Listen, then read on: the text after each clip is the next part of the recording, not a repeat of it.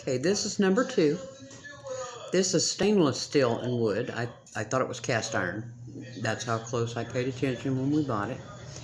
It is, we bought it at an auction in Newtonia. Has its little knobby on the drawer. Okay. We have not used it, but it spins and is in good shape. Sorry about the light in here, man. I will flip it around. It needs some, the wood needs some care as far as like linseed oil or something on it. And its measurement, hold on, laying next to the yardstick, my grandmother's old yardstick, as a matter of fact.